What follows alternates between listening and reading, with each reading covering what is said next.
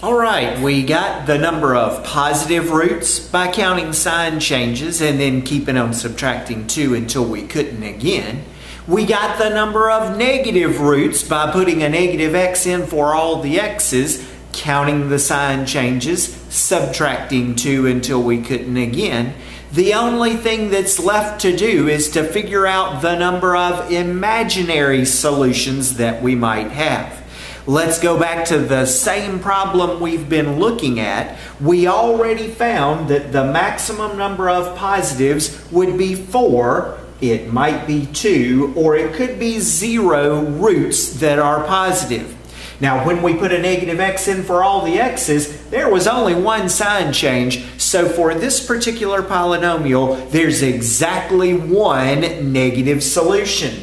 In our chart, under negatives, I've put 1 in every slot. Now, I know that the maximum number of x-intercepts, zeros, solutions, or roots that we can possibly have matches the degree of the polynomial. So that means each of these rows need to add up to the degree of our polynomial, in this case, a 5. Over here under the total column, every step should say 5. All of these rows need to add up to a total of 5. To get the number of imaginaries, all we've got to do is look through and see what'll make our row add up to 5. For the first row, 4 plus 1, that's already 5, so that would leave 0 possible imaginary solutions. But what if it's true that we had 2 positives and 1 negative? 2 plus 1 made 3. I'll need 2 more to get up to the total of 5.